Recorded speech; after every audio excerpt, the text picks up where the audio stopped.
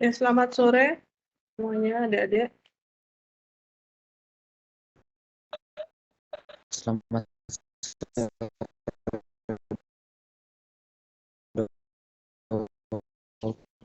Selamat sore, Dok.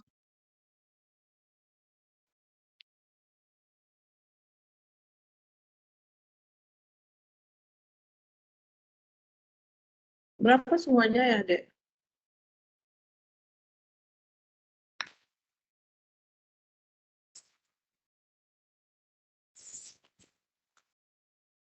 Kelas A, B, C, D berapa? Masing-masing.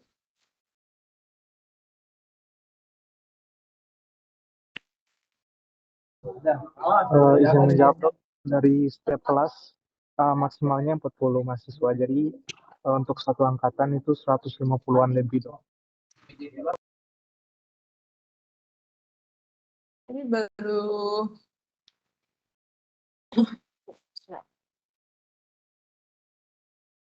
102 ya. Absensi gimana ya, Dek ya? Dokter Bebes bilang.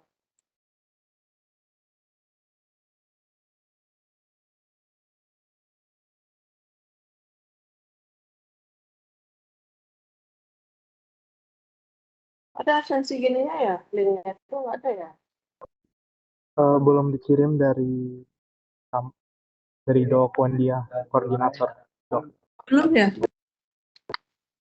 Ya belum dok.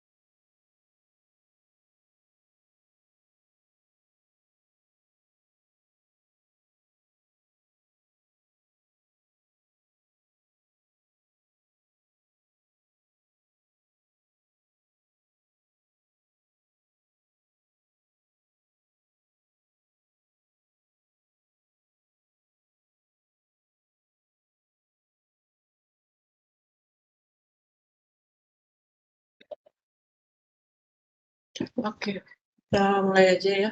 Udah jam lewat 9 menit. Ibu diberikan materi tentang organ reproduksi jantan dan betina. Kemudian minggu depan lagi sekali tentang organ reproduksi jantan betina pada unggas. Setelah itu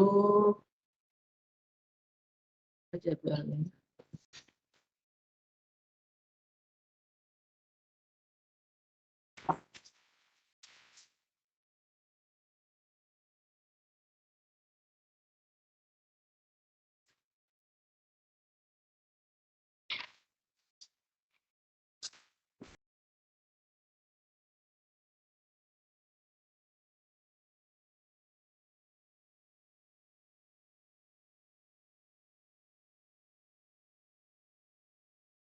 Sebentar.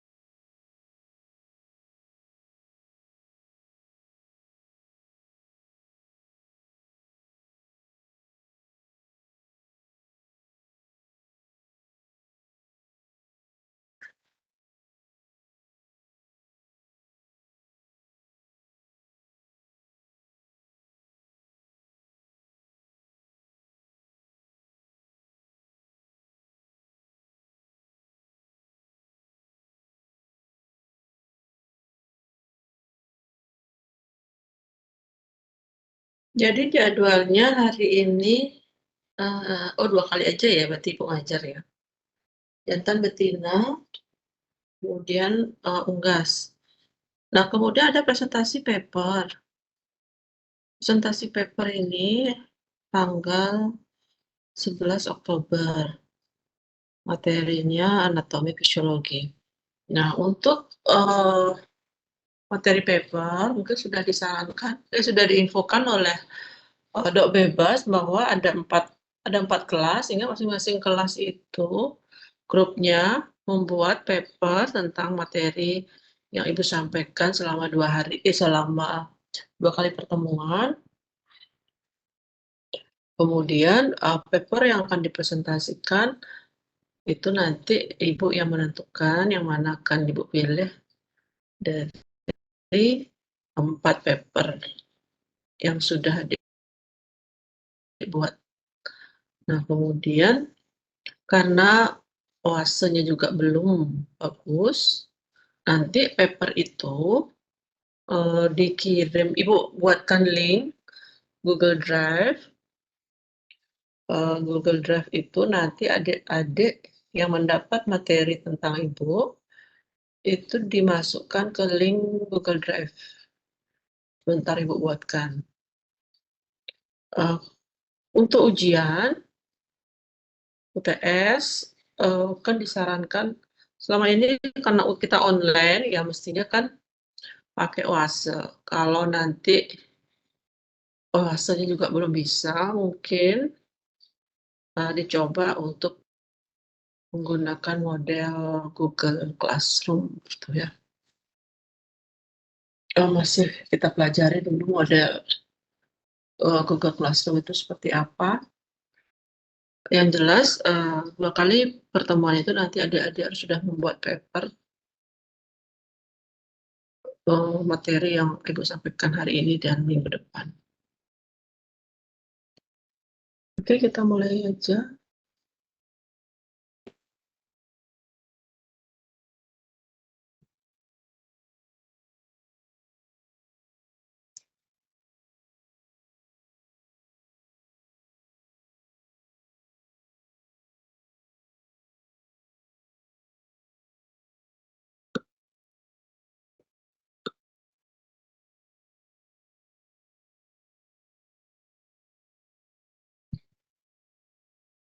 Sudah dilihat, bisa dilihat ya, Dek.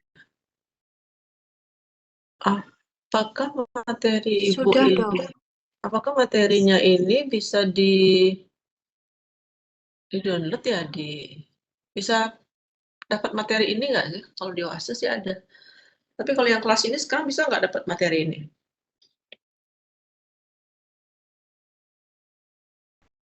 Izin dok, mungkin nanti bisa disebar ke Kopti dok. Oh, iya. Ya, kalau di OASE udah ada, jadi adik-adik tinggal baca aja. Ya, baik, kita mulai dari reproduksi, organ reproduksi hewan jantan. Materi ini mungkin tidak terlalu banyak ya, Ibu ulas lagi, karena ini adik-adik pasti pernah dapat di fisiologi, kuliah fisiologi gitu ya. Fisiologi tentang reproduksi. Nah, kuliah ini biasanya setelah kuliah itu kan ada praktikumnya. Jadi tidak terlalu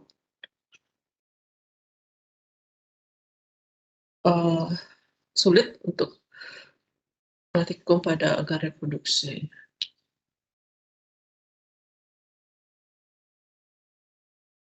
Nah, proses pembentukan dari organ reproduksi jantan, kalau mulai fase embrional, mungkin tidak baik Bu bahas ya. Ini lebih banyak di embriologi, kuliah embriologi mungkin sudah dapat. Kemudian ini semasa embrional, bagaimana proses terbentuknya organ reproduksi jantan. Nah, ada yang belum pernah tahu yang mana sapi jantan, sapi betina. Khusus pada sapi Bali. Kalau nanti pertanyaannya, bagaimana membedakan yang jantan dan yang betina gitu. Jadi yang paling simpel jawabannya kita harus melihat dari alat kelaminnya. Jangan mengatakan kalau yang jantan warnanya hitam, kalau yang betina warnanya coklat gitu. Ya kalau pada sapi Bali memang seperti itu. Tapi yang paling dasar jawabannya ya dengan melihat alat kelaminnya. Yang mana jantan, yang mana betina. Kalau pada sapi Bali, khusus pada sapi Bali, hewan jantan itu akan mengalami perubahan warna kulit ya. Nah ini adalah organ-organ reproduksi jantan. Ini dasar ya Dek ya, dasar banget ini. Yang mana namanya organ reproduksi jantan mulai yang mana termasuk yang primer, yang mana yang sekunder. Nah ini secara umum adalah ada beberapa organ mulai dari skrotum, testis, epididymis, vas deferens, glandula seminalis, ada prostat, ada bulbo, dan organ kopulatoris dan prepusium. Nah, adik-adik karena masih kuliah, jadi tolong pahami lagi organ reproduksi baik jantan maupun betina. Karena pada saat nanti kita koas, ini akan kembali disampaikan dan mahasiswa itu pada lupa yang mana organ reproduksi. Padahal ini kan sangat simpel ya, sangat gampang sebenarnya kalau sudah koas ini sudah harus paham. Ada anak koas nggak tahu yang mana organ reproduksi jantan dan betina. Nah ini kalau kita lihat gambaran sel di dalam organ tubuhnya. Jadi mulai dari skrotum ya, yang seperti tadi Ibu sampaikan. Nah ini kalau kuliah online ya, Ibu tidak bisa melihat keaktifan kalian. Semoga kalian tidak tidur ya ini, jam-jam sore begini, jam tidur. Kalau kuliah offline itu memang kita bisa melihat yang serius dan yang tidur. Kalau online begitu, Ibu juga tidak bisa menunjukkan dari slide itu yang bagaimana organ-organ tersebut berperan dalam organ tubuh. Ini adik-adik selama bulan Oktober kalau nggak salah ya, sampai Oktober ya, karena gedung apa namanya lecture building itu Oktober baru diserah terimakan. Mungkin November bisa offline rasanya, itu gedungnya udah selesai. Sebenarnya sih kuliahnya bagusan offline ya, karena kita sudah tidak lagi dianjurkan kuliah online. Kalau bagi ibu dosen sih enak aja kan, kuliah online di rumah bisa santai. Tapi itu kan tidak efektif ya penyerapan ilmunya kalau kita bisa lakukan kuliah offline. Nanti kalau sudah di praktikum, itu nanti bisa lebih mendalam lagi yang mana sih yang dimaksud pada saat kuliah itu. Karena praktikumnya hanya organ reproduksi aja. Setelah ini kan ada materinya Prof. Cok tentang hormon, kemudian tentang apalagi teknologi reproduksi. Nah, kalau itu praktikumnya memang tidak ada. Tapi itu akan banyak pada saat nanti adik koas. Gitu. Sedangkan praktikumnya untuk ini hanya nunjuk-nunjuk aja yang mana termasuk skrotum, yang mana ovarium gitu. Jadi ini perlu dijelaskan asalnya adik-adik udah tahu ya. Organ-organ ini mulai dari testis, kemudian bagaimana testis sel-sel spermatozoa itu bisa keluar dari alat reproduksi jantan. Kemudian ada vas deferens. Vas deferens itu pun juga ada dibagi-bagi lagi, ada bagian kaput, korpus, cauda gitu.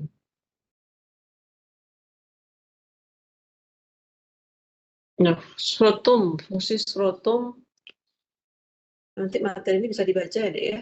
Ibu tidak menjelaskan lagi.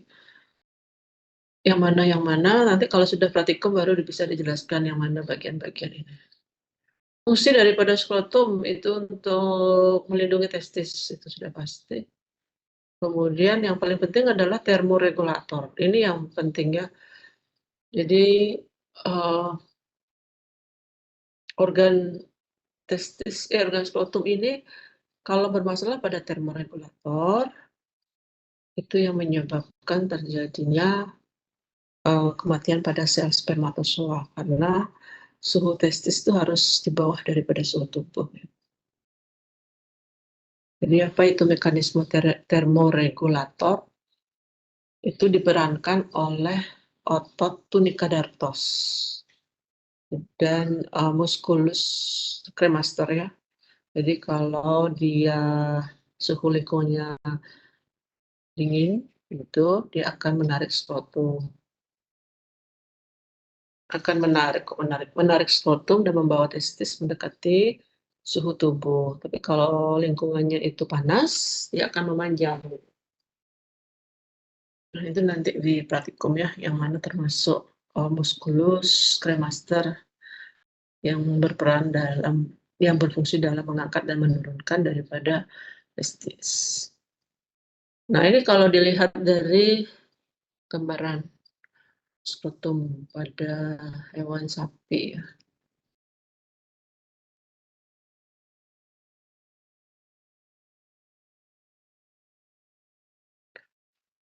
Skrotum kalau adik-adik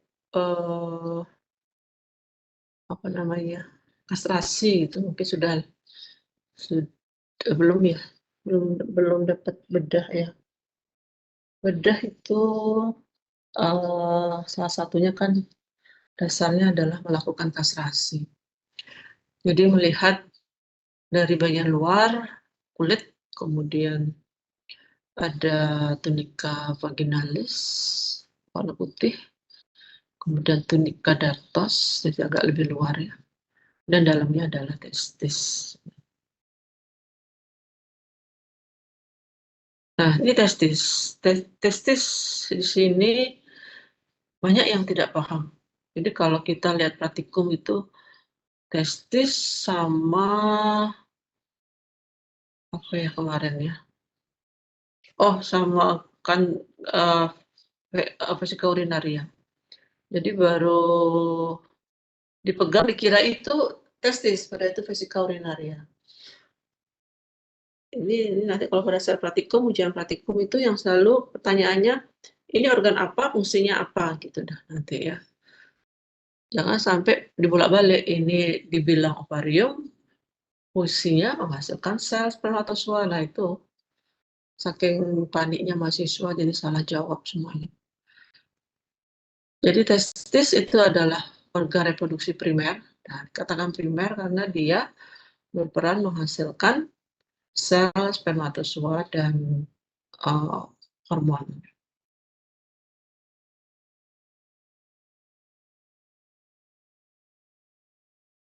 Nah, ini bagian-bagian testis. Nanti kalau di apa namanya, kita lihat bagian, nah ini kalau dilihat dari preparat histologi akan seperti ini, kita bisa melihat lebih jelas. Jadi mediastinum itu adalah bagian apa namanya median ya, bagian tengahnya. Jadi kita akan melihat tampak kalau kita lakukan preparat histologi itu apa namanya seperti tabung-tabung yang berliku-liku panjang, itu adalah kita sebut dengan tubulus seminiferus. Nah, disinilah tempat produksi daripada spermatozoa. Makanya kalau pertanyaannya spermatogenesis diproduksi di mana? Pasti jawabannya testis. Padahal kalau dilihat di sini, testis itu luas sekali seperti ini. Jadi produksinya itu ada di tubulus seminiferus. Karena pada testis itu pun juga ada produksi daripada hormon testosteron. Di bagian mana? Itu adalah namanya di sel interstisial etik gitu. Nah, di bagian mediastinum itu ada lobus-lobus ya, seperti ini lobus.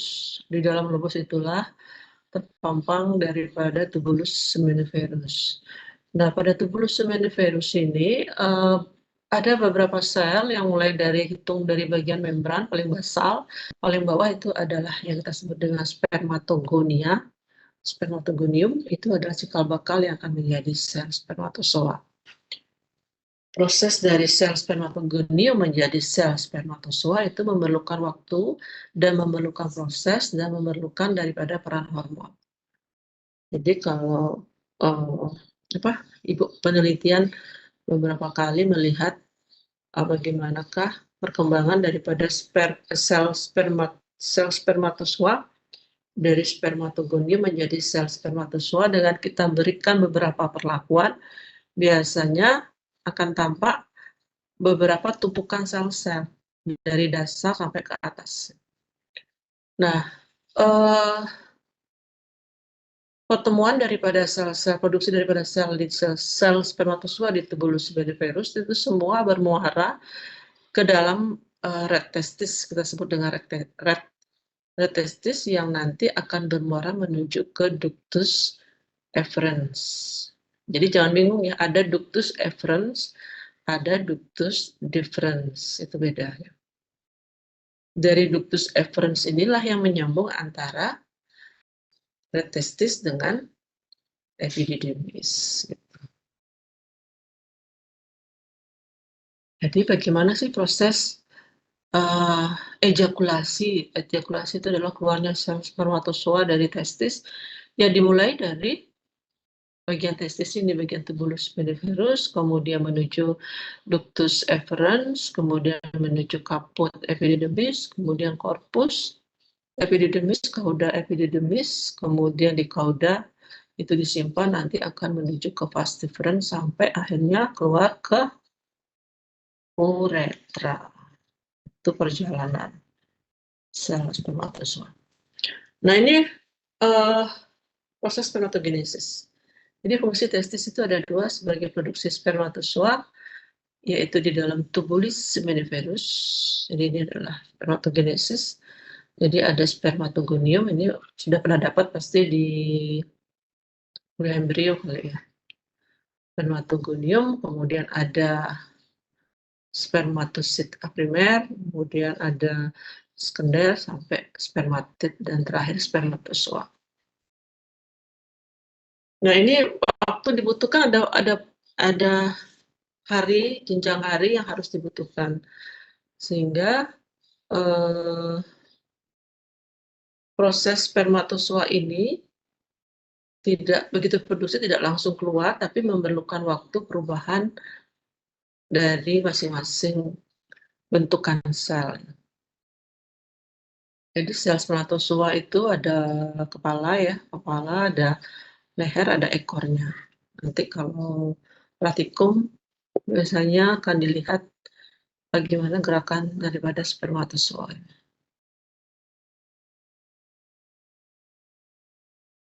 Ini tidak perlu ya dijelaskan, ini kuliah sudah pernah didapatkan. Jadi berapa hari waktu durasi spermatogenesis kalau pada sapi itu 54 hari. 54 hari, kalau pada domba 49 hari, pada babi 35 hari. Jadi kalau kita terlalu sering melakukan penampungan spermatozoa pada sapi ini, kalau tiap hari dilakukan, itu yang akan keluar adalah sel spermatozoa yang muda. Kalau dinamanya muda itu berarti ada tandanya. Tandanya itu biasanya bentukan sel itu yang belum sempurna karena masih adanya droplet. Itu droplet itu menandakan bahwa sel spermatozoa itu masih muda. Kalau masih muda tidak bisa membuahi daripada sel telur. Jadi kalau adik pernah ke processing semen beku di batu riti.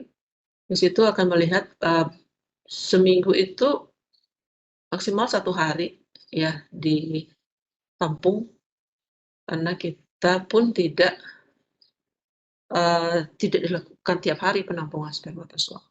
Dan sapinya itu juga bukan sapi jantannya, tidak dipakai yang itu aja. Jadi dia sudah punya berapa sapi yang nanti digilir untuk ditampung spermatozoanya. Dengan pertimbangan adalah melihat berapa lama proses spermatogenesis. Fungsi testis itu produksi hormon. Yang kedua adalah sebagai produksi hormon, yaitu hormon testosteron. Testosteron tadi kan Ibu sudah sampaikan, ada sel, kalau ngomong produksi spermatozoa itu di tubuh luminiferus mulai dari sel-sel spermatogonia.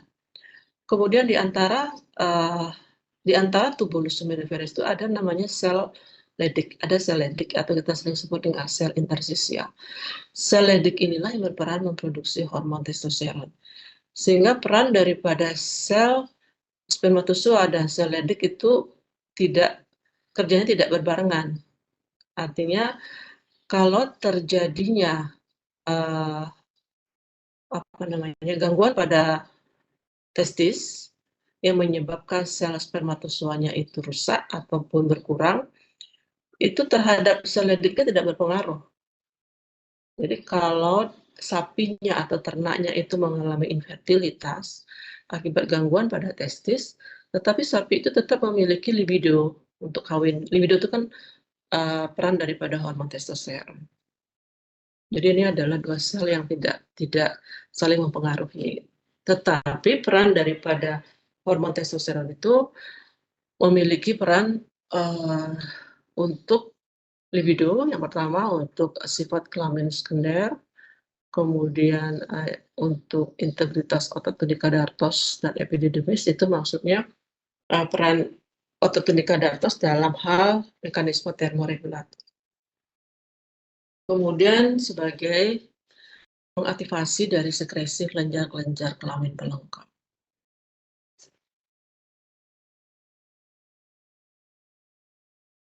Nah, ini adalah peran beberapa hormon, mungkin nanti lebih banyak nanti Prof. Cok yang membahas tentang hormon.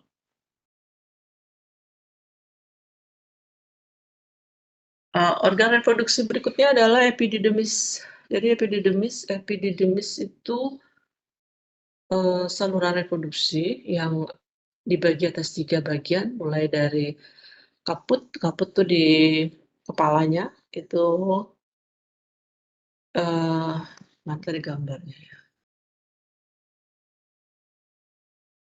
Mungkin nanti di bawah ada ya. Ada kaput, korpus, dan kauda. Nah ini dia, ini gambarnya. Ini kaput, ini testisnya, tadi sudah Ibu jelaskan testis.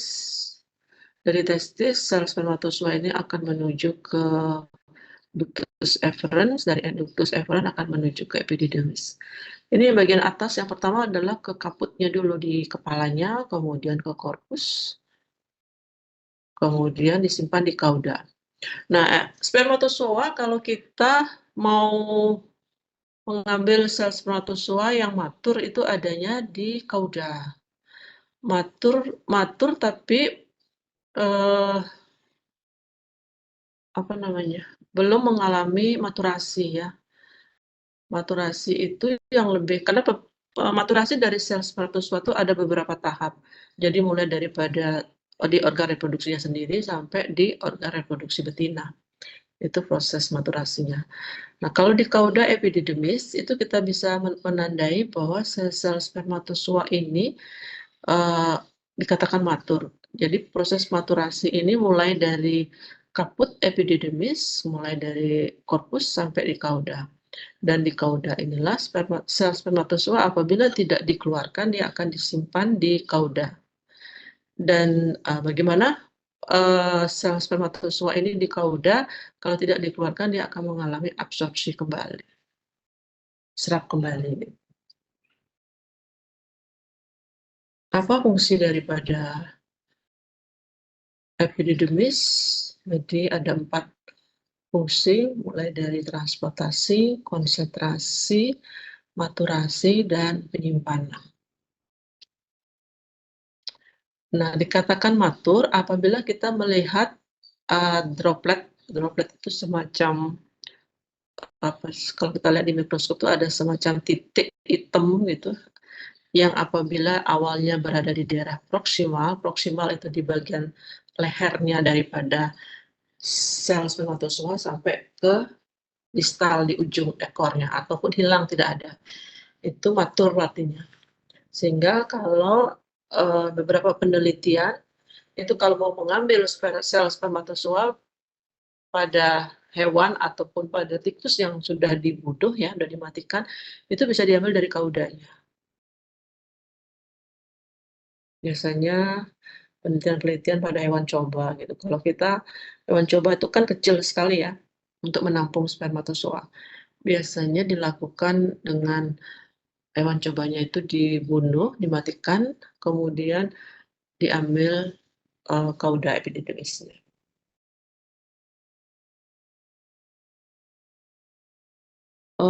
Organ berikutnya adalah vas deferens dan ampula. Vas deferens itu apa namanya? Vas deferens itu mulai dari kauda epididymis sampai uretra. Di vas deferens ini ada otot-otot muskulus ya, otot-otot polos yang perannya adalah sebagai kontraksi daripada saluran vas deferens ini. Jadi kalau adanya otot polos ini berarti dia akan membantu menggerakkan sel spermatozoa yang ada di kauda epididymis sampai masuk ke uretra. Nah, vas deferens itu terdiri dari di sebelahnya vas deferens itu ada beberapa jaringan-jaringan yang berperan dalam membantu daripada pengaturan suhu testis, yaitu mulai dari pembuluh darah, ada nervus, ada pembuluh limfe, ada musculus cremaster internal, yang semuanya kita sebut dengan funiculus spermaticus atau korda spermatica atau penggantung testis. Kemudian bagian vas deferens yang paling ujung itu ada namanya ampula. Ampula tuh bagiannya agak lebih lebar ya. Ada ampula yang fungsinya menghasilkan daripada fruktosa. Tetapi bagiannya tidak ada pada anjing maupun kucing.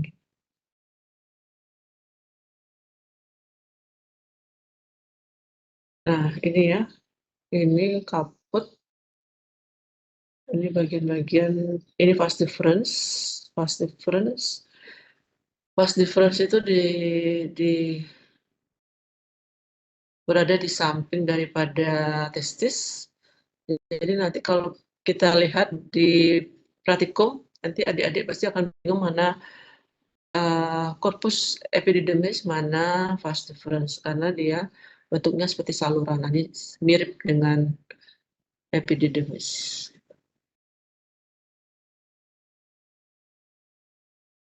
Nah, kemudian pada hewan jantan itu kita mengenal adanya kelenjar-kelenjar aksesoris. Jadi yang kita kenal ada 3 ya, ada kelenjar seminalis, ada prostat, ada bulbo uretralis.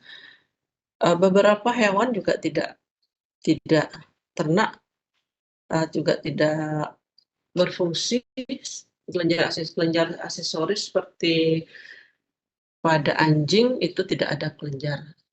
Ada kelenjar seminalis tapi tidak berfungsi. Kemudian kalau pada sapi, kelenjar prostatnya yang tidak berperan.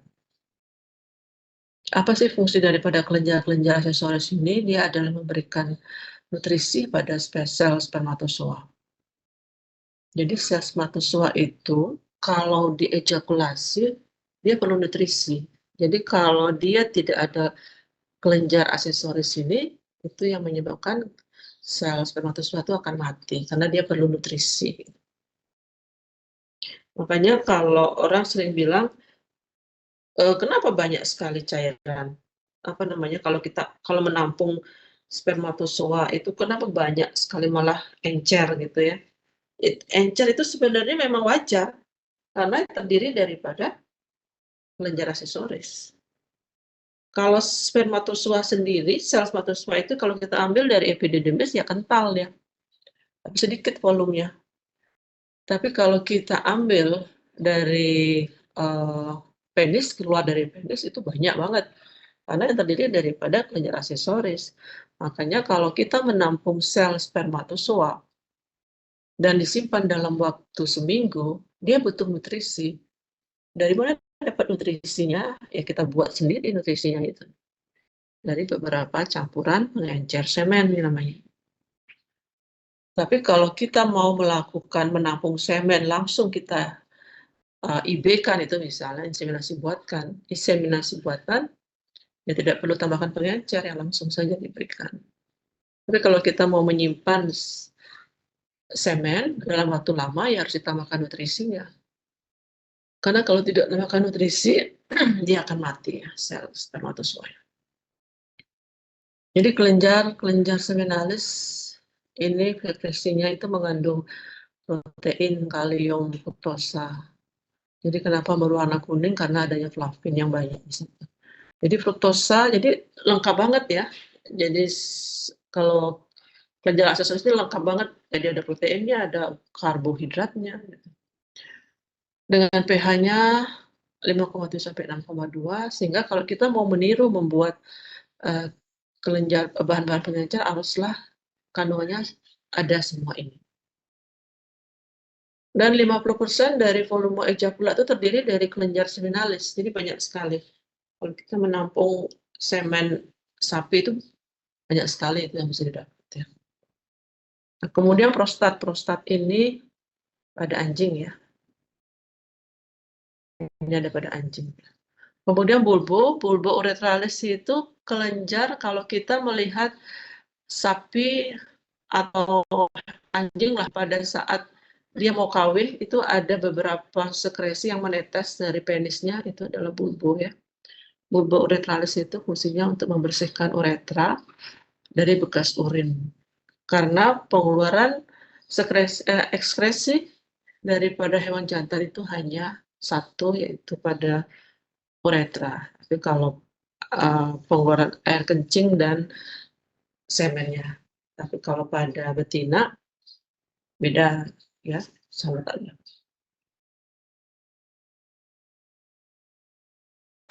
Kemudian ini bentuknya.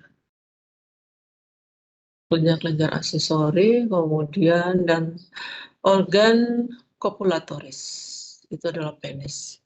Ini yang beberapa mahasiswa kalau pertanyaannya yang mana disebut organ primer? Ada yang bilang penis, ada yang jawab testis gitu ya. Jadi kopulatoris, kopulasi gitu loh, organ kopulasi ya penis gitu. Kalau yang betina itu vagina. Fungsi daripada penis untuk pengeluaran urin dan juga semen. Nah, semen atau semen ya, itu adalah campuran daripada kelenjar aksesoris dan sel spermatozoa. Kalau kita mengambil dari epididymis namanya spermatozoa, tapi kalau kita menampungnya dari penis namanya semen. Penis itu dibagi bagian akar, badan, dan gland penis. Nah, kalau praktikum ini, itu biasanya adik-adik suruh membawa organ reproduksi jantan. Kalau ngambil pada sapi itu bagus, bisa kita jelas melihat ya bentuk penis pada sapi itu bentuknya flexural sigmoid ya. Itu adalah tipe fibroelastik. Artinya bentuknya itu diameternya akan tetap seperti itu. Tapi kalau pada kuda sulit mungkin dapatnya ya, karena memang tidak ada. biasanya adik-adik akan mendapatkan pada kambing gitu dari cari. Kalau pada sapi itu karena pemotongan ternak ternak sapi jantan di Bali itu jarang ya. Sapi jantan itu biasanya sudah langsung dibeli dan dibawa ke Jawa. Ya semoga aja adik dapat nanti kalau praktikum membawa organ jantan. Biasanya mahasiswa membawanya yang dari kambing. Kalau hewan potong kambing itu kan banyak adanya. Tapi kalau yang jantan itu sulit dapat di Bali. Kalau dapat itu bagus, cuma agak lebih mahal ya. Orang akan mencari organ jantan, terutama testis ya. Itu banyak yang beli itu daripada yang ovarium ya. Kalau di rumah potong hewan tuh biasanya sih yang betina aja yang banyak ada. Kemudian ini ya bentuknya. Jadi kalau Ibu ulas kembali bagaimana sih geraknya spermatozoa sampai di ejakulasi, itu mulai dari sel di testis, itu ada tubulus mammiferus sebagai tempat produksinya spermatozoa. Kemudian spermatozoa itu akan menuju ke ductus efferens. Dari ductus dia akan menuju ke kaput epididymis, dari kaput kepala, kemudian dia ke corpus epididymis, kemudian disimpan di cauda epididymis. Nah, kalau ada rangsangan dari luar itu misalnya ada betina yang birahi gitu, itu kan biasanya pejantan tuh akan naik-naik kan, itu kan ada rangsangan-rangsangan dia dari luar. Kemudian rangsangan-rangsangan itu juga bisa melalui masas gitu misalnya. Kalau di batu riti bagaimana menampung spermatozoa itu dengan adanya dami. Dami itu kayak apa namanya?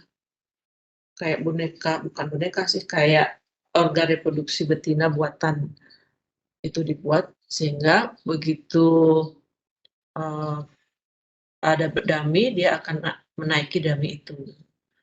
Nah, itu rangsangan-rangsangan itulah yang menyebabkan fast difference yang banyak terdiri daripada otot-otot polos itu akan berkontraksi yang menyebabkan spermatozoa yang ada di cauda itu akan naik menuju ke vas deferens, kemudian menuju ke ampula. Di ampula dia akan bercampur dengan sekresi daripada kelenjar aksesoris menuju ke uretra. Jadi uretra itu adalah saluran keluarnya semen. Tapi sebelum semen itu dikeluarkan, tentu ada kelenjar bulbouretralis yang harus keluar dulu untuk membersihkan daripada saluran uretra. Dari itu kemudian masuk ke uretra. Jadi uretra tadi kan sudah ada pembagiannya, menuju tempat keluarnya adalah ujung penis. Ya. Nah ini, kalau kita ngomong daripada penis, tadi Ibu sudah sampaikan ada terdiri daripada akar, badan, dan ujung penis. Ini badannya. Kalau di badannya itu banyak ada corpus cavernosum namanya. Corpus cavernosum itu ini terdiri banyak ada darah ya, aliran darah yang biasanya akan menggenang di corpus cavernosum itu. Sehingga kalau tipe penis pada vaskuler itu biasanya akan lebih banyak aliran darah di sana berkumpul, itu yang menyebabkan diameter penis akan lebih lebar dibandingkan yang tipe fibroelastik. Kemudian gland penis, ujung penis itu disebut dengan gland penis adalah bagian bebas yang tidak terbungkus dengan preputium. Dan lubang keluarnya itu disebut dengan orificium uretra. Kemudian terakhir kayaknya ini adalah preputium. Preputium itu adalah pembungkus penis. Dan pintu keluarnya preputium kita sebut dengan orificium preputii. Kemudian uretra adalah saluran ekskretoris. bersama urin dan semen. Nah, kalau praktikum itu biasanya nggak dapet ya uretranya bagian ujungnya uretra biasanya akan terpotong.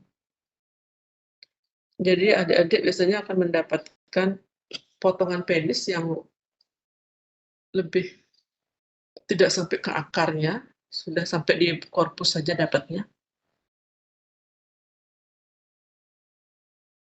Kemudian ya udah itu yang terakhir ya uretra. Silakan ada yang mau ditanyakan sebelum Ibu lanjut ke betina.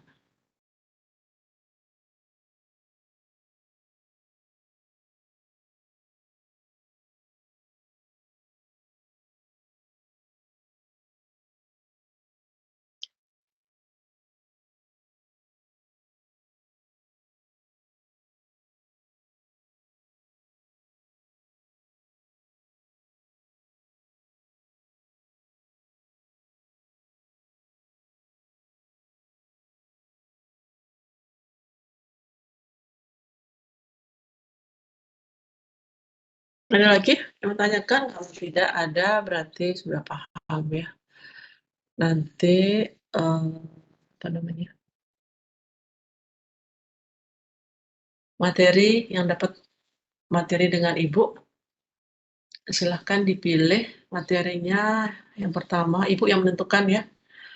Kalau nanti adik-adik mahasiswa menentukan lagi materinya sama kayak Ibu lagi. Jadi Ibu tidak mau materinya sama lagi. Kalau sama lagi berarti kan adik mengajari Ibu. Ini kan nggak begitu konsepnya. Materinya adalah silakan membuat materi tentang cryptochip. Tahu ya, cryptochip itu? Nanti silahkan cari jurnalnya. Apa itu cryptochip? Itu kelas 4 kelas ya. 4 kelas itu berarti kelas A, B itu jantan dan betina pada hewan. Kelas CD itu jantan betina pada unggas. Yang kelas A dapat materi cryptochip, silakan dicari apa itu. Jadi menjelaskan dari awal organ reproduksi, kemudian sampai yang mana yang disebut dengan cryptochip gitu ya. Kemudian yang kelas B itu kan betina berarti ya. Yang betina itu silakan mencari materi organ reproduksi ini pada hewan, berarti kan hewan besar ya. Pada kuda ya. Ada nggak perbedaan antara reproduksi jantannya sapi dan kuda? Udah catat ya, reproduksi betina pada kuda. Kalau yang kelas A, organ reproduksi yang mengalami cryptochip. Nanti yang kelas CD itu minggu depan Ibu kasih materi. Karena kalau Ibu biarkan mahasiswa nyari, pasti materinya ini lagi gitu. Ada yang sama aja, ngapain lagi masih materi yang sama. Sekarang pada betina ya.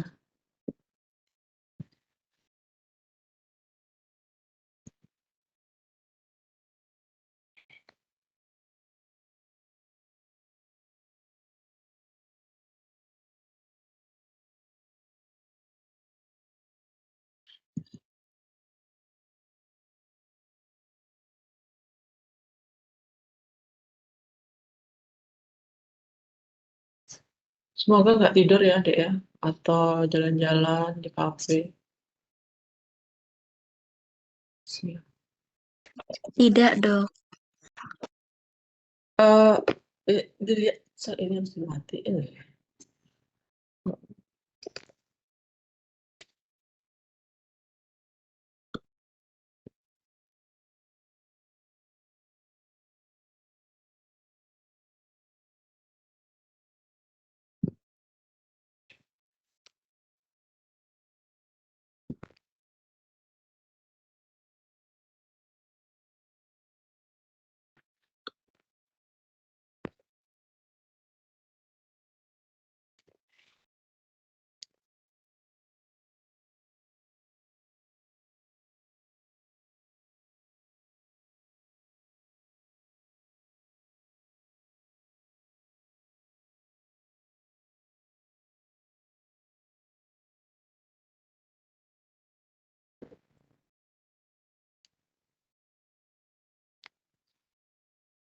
Oh, siapa yang WA Ibu ya?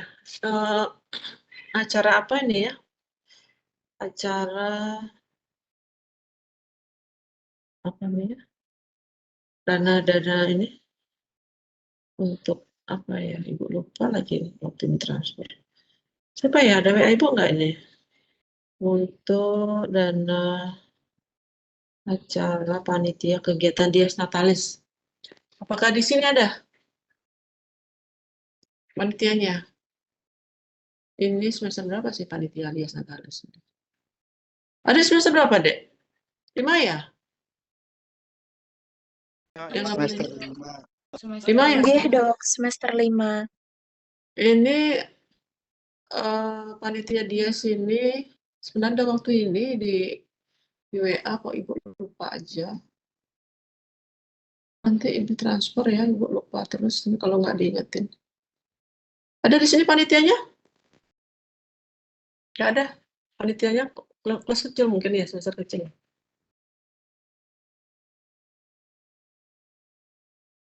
Jadi kita mulai ya, organ reproduksi betina. Ini pun juga sama, pasti adik-adik udah pernah dapat ini.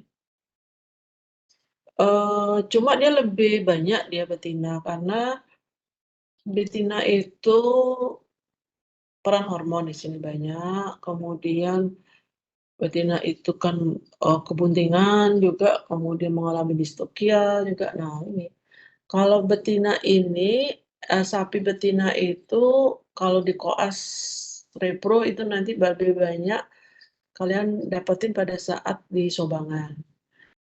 Oh, nanti minggu setelah ini kan kalian kebidanan ya, di situ juga praktikum. Cuma sayangnya praktikum kayaknya nggak diizinkan lagi ke sobangan kalau praktikum, hanya koas saja.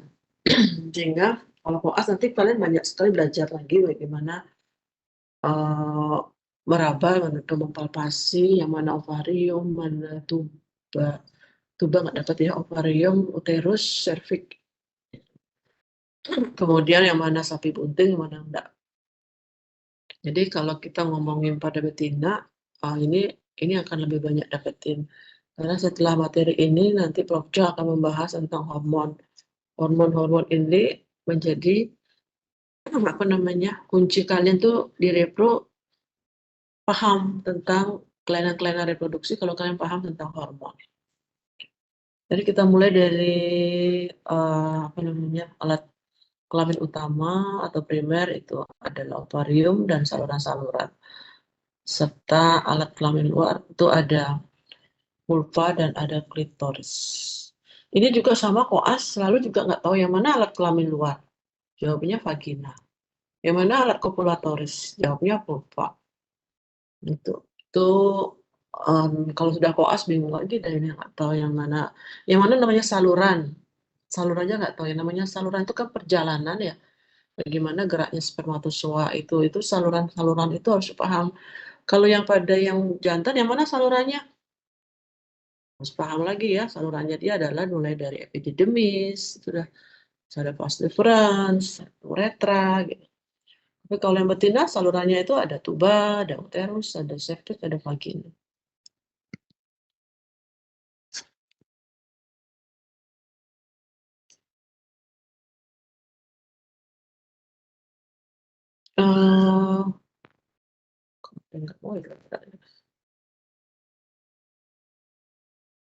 Ya ini gambarnya ya, anatomi reproduksi betina. Jadi kalau kita lakukan palpasi rektal dari rektal, dari rektumnya ya. Kalau dari vagina nggak mungkin deh tangan kita bisa masuk. Jadi dari rektum, apa yang dipegang? Nah ini, kalau kalian hewan besar, kita kalau reproduksi pasti bicara hewan besar ya, bukan hewan kecil. Kalau hewan besar, itu palpasi pada sapi Bali itu kan sedikit beringas ya, sapi Bali. Terutama yang perempuan itu. Tapi lama-lama kalau udah koas pasti berani dah. Dan harus tangan masuk ke dalam rektum, memegang pertama itu adalah cervix. Jadi harus tahu yang mana sih cervix, yang mana apa namanya, bifokarsium. Biasanya mahasiswa kalau disuruh praktikum begitu jawabannya biar cepat aja, iya tahu Servik gitu. Padahal kalau kita lakukan ujian di koas, nah baru tahu, baru paham gitu. Karena koas itu kan lebih intensif ya memegang organ-organ reproduksi. Jadi kalau sudah koas baru paham, tapi kalau masih kuliah semester ini nah ya iya aja gitu mereka. Nah ini anatominya ya. Kalau beli organ reproduksi ini itu gampang dapat ya di rumah potong hewan. Dan harganya malah yang lebih mahal yang jantan ya daripada yang betina. Jadi kalau bisa belinya lengkap seperti ini dan dapatnya nanti beli yang seperti ini agar kalian paham yang mana bagian-bagian reproduksi betina. Jadi mulai daripada vagina. Jadi kalau beli kan pasti dari vagina ya, bukan vulva ya, vagina. Vagina itu lebih halus dia nanti rasanya. Nanti kalau sudah praktikum bisa kita potong itu agar kalian bisa membedakan yang mana vagina, yang mana cervix. Kemudian cervix, kalau cervix itu lebih keras dia. Jadi kalau melakukan palpasi itu kalau kita pegang keras kayak ada cincin-cincin gitu itu adalah apa namanya? Cincin-cincin cervix itu kalau kita rasakan pada saat dia estrus dia akan lebih apa namanya?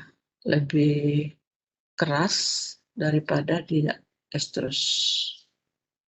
Kemudian begitu kita raba cervix, kita telusuri sampai ke depan untuk mendapatkan bifokarsionya. Jadi bifokarsio itu adalah percabangan antara kornu uteri kiri dan kanan.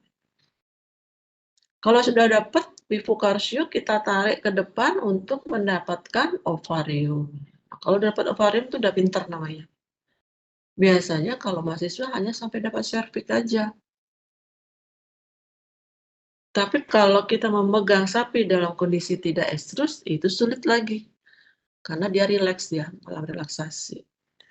Tapi kalau kita memegang sapi pada saat bunting, nah bunting awal itu sulit ya. Itu lebih sulit di samping kalian mungkin akan tidak mendapati karena tidak diizinkan ya untuk karakter pada sapi-sapi yang baru bunting di bawah 3 bulan. Nah ini organ reproduksi betina itu ada penggantungnya dari mesometrium, mesosalping, mesovarium. Mesometrium itu artinya penggantung metrium atau uterus. Mesosalping itu penggantung tuba fallopi dan mesovarium adalah penggantung ovarium.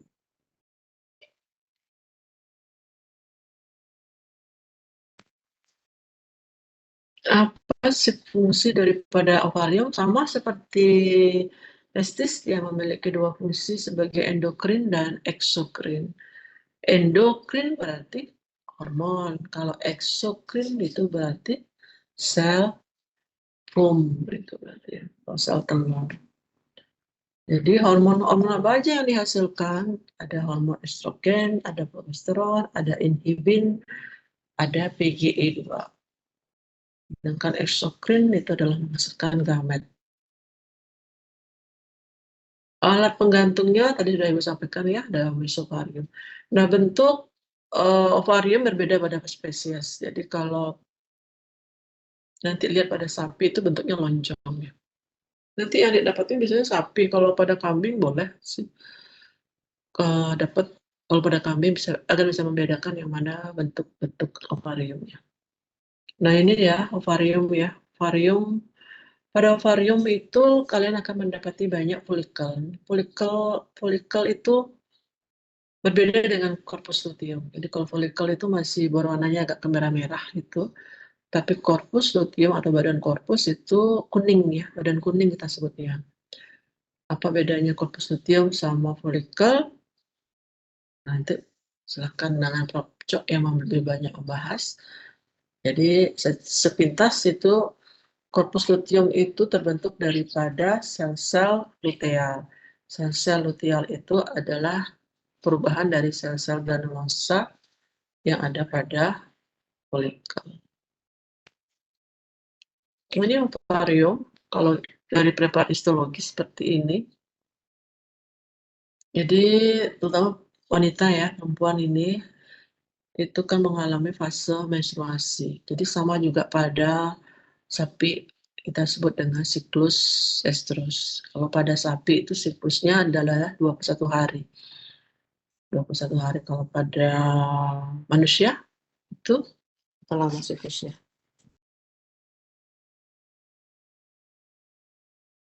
Dan nanti kita bahas lagi pada sapi itu ada namanya folikel primer, ada sekunder, ada tersier. Dan folikel yang akan menjadi matur kita sebut dengan folikel de Graaff. Jadi folikel inilah, di dalam folikel inilah banyak ada sel-sel granulosa, sel-sel TK internal. Sel-sel inilah yang memproduksi daripada hormon estrogen. Nah, jadi hormon estrogen itu adalah hormon yang berperan kalau pada sapi itu memunculkan tanda-tanda birahi. Memunculkan ya, bukannya birahi itu karena hormon estrogen, tapi memunculkan tanda-tanda birahi. Adik-adik kan sudah tahu tanda-tanda birahi pada sapi yang sering disebut dengan abu-abu anget, misalkan ada panas, kemudian pembengkakan. Itu karena tingginya daripada kadar hormon estrogen. Jadi estrogen inilah diproduksi di folikel dari sel-sel granulosa. Nah, kemudian folikel de Graaff itu adalah folikel yang matur, yang di dalam folikel itu banyak mengandung hormon estrogen. Jadi kalau semakin besar diameter folikel, semakin banyak estrogennya. Semakin banyak estrogennya, semakin muncul tanda-tanda birahi. Kalau sudah puncaknya birahi, folikel itu akan pecah. Pecahnya inilah dia akan mengeluarkan, kita sebut dengan ovum, sel telur. Kalau pada sapi cuma satu sel yang diovulasikan. Beda kalau pada anjing lebih daripada satu. Nah, bekas pecahan folikel inilah yang akan membentuk korpus luteum atau kita sebut dengan badan kuning. Jadi kalau kita lihat nanti di ovarium, kalau adik mendapatkan ovarium yang ada korpus luteum itu bagus. Tapi kalau ternyata tidak mendapatkan, itu akan ketemu folikel-folikel sekunder, tersier itu banyak. Syukur kalau dapat folikel de Graaff. Folikel de Graaff itu kalau pegang, perbedaannya antara folikel dan korpus luteum, kalau folikel itu kita raba itu lebih lembek karena ada cairan banyak. Tapi kalau korpus luteum itu lebih padat karena ada jaringan-jaringan itu banyak di sana. Jadi kalau kita mau sedot folikelnya itu bagus dan itu kita dapatkan kandungan estrogennya tinggi. Nah, fungsi ovarium, aktivitas ovarium tadi sudah disampaikan ya, ada fase folikuler. Kalau pada hewan sapi, fase folikuler itu adalah periode proestrus dan estrus. Kalau fase luteal itu medestrus dan estrus. Nanti silakan dengan Prof. Cok lebih banyak membahas tentang siklus estrus. Saluran berikutnya adalah tuba Fallopi atau oviduct itu sama. Itu pembagiannya ada bagian infundibulum, ada ampula dan isthmus. Nah, ini tuba itu berkelok-kelok ya. Sempit kecil, bukan kecil, sempit panjang gitu. Bagian yang paling sempit itu isthmus namanya. Bagian yang paling lebar adalah ampula, bagian yang paling berdekatan dengan ovarium itu namanya infundibulum. Nah, bagian atas daripada infundibulum itu ada kayak rambut-rambut, itu yang tersebut dengan fimbra, kayak bentuk seperti corong, dan itu fungsinya adalah menangkap daripada sel telur pada saat terjadi ovulasi. Kemudian ampula itu tempat fertilisasi di sana ya, ampula bagian paling lebar. Dan di sana juga sel spermatozoa itu mengalami kapasitasi lagi atau pendewasaan. Disitulah nanti dia siap untuk melakukan fertilisasi. Nah, fungsi daripada tuba untuk tadi sudah bilang ya pick up ya dengan fibra, yang perannya dengan dipegang oleh fibra, kemudian kapasitasi sperma, seleksi sperma, ini ada seleksi ya, jadi spermatozoa pada sapi terutama tidak semua yang akan masuk, hanya ada satu spermatozoa yang seleksi yang lolos seleksi, itulah yang bisa melakukan fertilisasi. Kemudian pembelahan embrio terjadi di tuba. Jadi kalau sudah terjadi fertilisasi, ya tentu akan dilanjutkan dengan pembelahan embrio. Ini dia tuba Fallopi itu panjang, kecil, dan berkelok-kelok ya. Itu fibra ya, untuk kayak corong itu biasanya ada rambut-rambut ketat, kayak rambut-rambut itu. Jadi kalau dia fase estrus, di mana kadar estrogennya tinggi, di situ dia akan lebih aktif karena perannya adalah menangkap daripada ovum.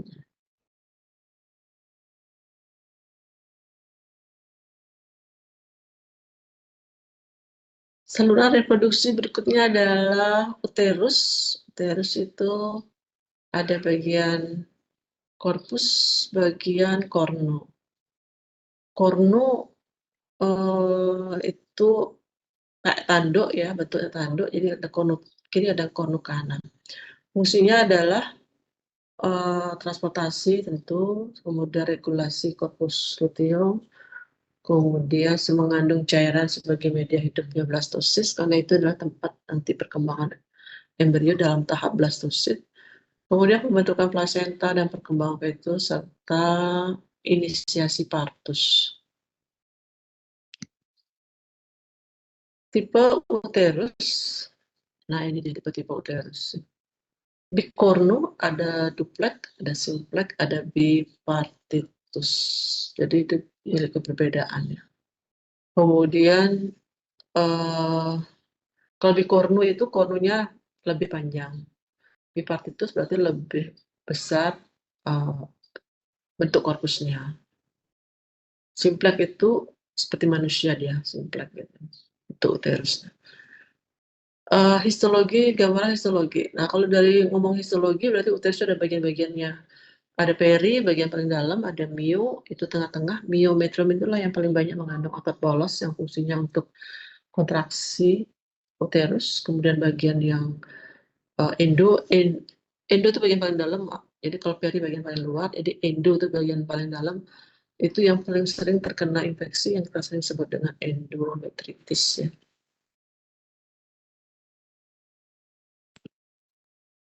Ini uterus, kalau nanti kita bedah seperti ini dia bentuknya.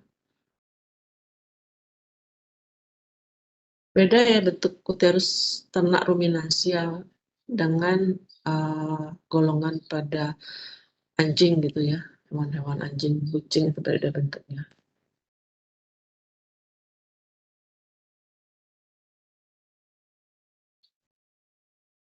Ini yang disebut dengan bipartitus, kayak pada sapi itu bipartitus, kemudian bikornu pada babi, golongan babi ya. Jadi lebih panjang kornunya. Cervix, saluran berikutnya cervix. Nah, ini fungsi cervix ya untuk seleksi juga, jadi dia mencegah benda-benda asing masuk ke uterus. Cervix ini hanya terbuka pada saat estrus dan pada saat partus. Jadi kalau dia tidak estrus, dia akan tertutup. Itu kan ada cincin-cincinnya itu. Makanya mengawinkan IB itu selalu pada saat estrus karena meletakkan posisi gan atau alat IB itu di cervix itu harus dalam posisi cervix yang terbuka.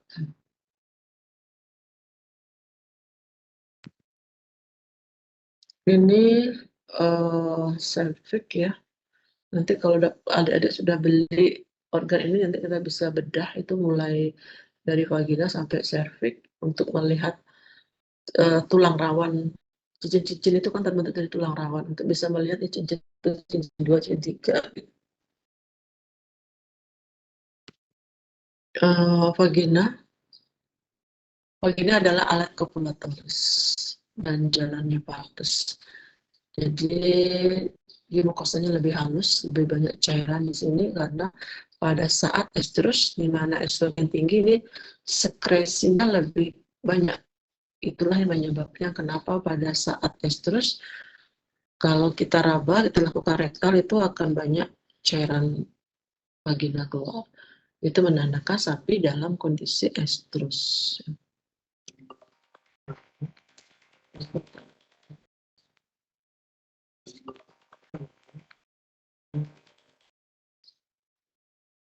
Ya, halo. Ya, gimana?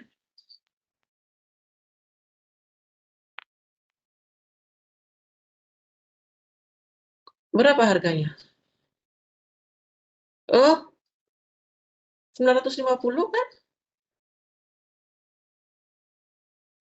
Halo? Ya, gimana Yudi?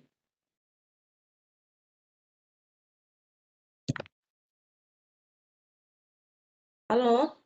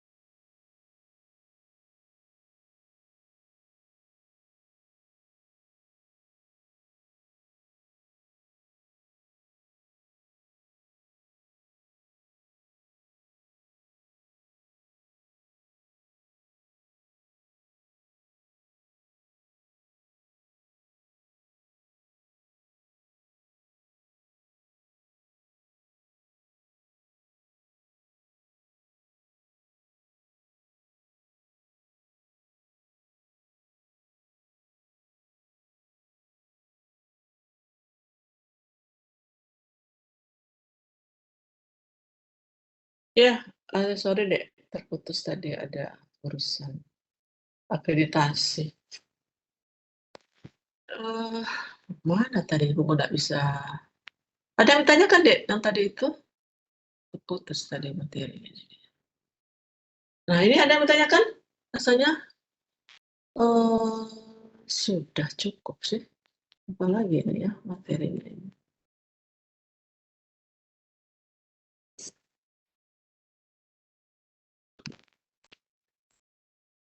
Iya, sudah habis. Jadi alat kelamin luar adalah vulva ya. Vestibulum dan vulva. Jadi vulva itu ada labia mayor, labia minor, ada klitoris. Yang nggak tahu vulva ya. Jadi pertanyaannya abu-abu hangat itu apa maksudnya? Kemerahan. Luarnya apa tadi? Kemerahan, panas, bengkak. Apanya yang bengkak? Vaginanya. Bisa vaginanya bengkak itu gimana? Jadi vulva yang bengkak ya. Nah, sekarang Ibu kasih tahu, kalau pada sapi Bali itu susah membedakan yang apakah dia vulvanya bengkak, karena tidak akan bengkak kalau kita lihat. Tapi bagaimana caranya mengetahui dia estrus? Jadi buka itu mukosanya kita lihat, misalnya mukosa vagina itu akan lebih merah warnanya dan banyak cairan sekresi yang keluar. Itu menandakan dia estrus. Jadi jangan lihat dari tampak luarnya aja, kadang-kadang nggak mesti bengkak dia vulvanya. Nah, oke, silakan. Ada yang mau ditanyakan? Cukup saja bagi Ibu ini.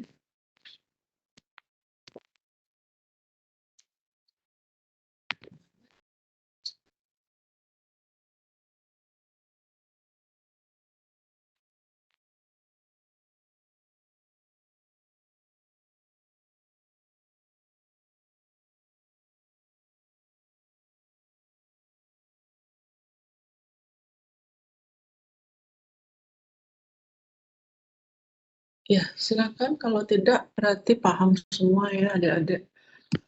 Kalau paham nanti ujiannya masih nggak bisa jawab ya. Siswanya sih biasanya gitu. Kalau diem tuh berarti sudah tahu. Atau bingung nanya apa gitu ya. Mau nanya apa ya tanyakan. Kalau nggak nanya nanti dibilang paham. Gitu ya, Dek ya. Silakan, ada yang mau ditanyakan untuk materi yang akan disampaikan di sesi diskusi?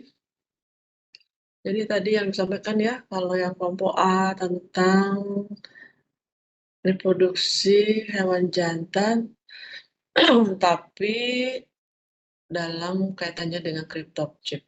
Jadi maksudnya Ibu, silakan bahas tentang organ reproduksi jantan, tapi di akhir adik menjelaskan kalau mengalami cryptopchip ya seperti ini bentuk organnya. Sedangkan kalau yang betina pada kuda ya, kuda apakah sama apa enggak sih? Ada bedanya enggak gitu? Ya, silahkan nanti dibahas. Baik, kalau tidak ada, Ibu anggap kalian paham. Nanti ketemu minggu depan lagi di jam pagi berarti ya, jam 10 ya. Hanya hari ini aja sore. Silahkan minggu depan pagi diingatkan lagi Ibu di grup. Kita bahas tentang unggas. Jadi kalau tidak ada, Ibu akhiri untuk materinya. Kita ketemu lagi di minggu depan ya. Selamat sore ya semuanya.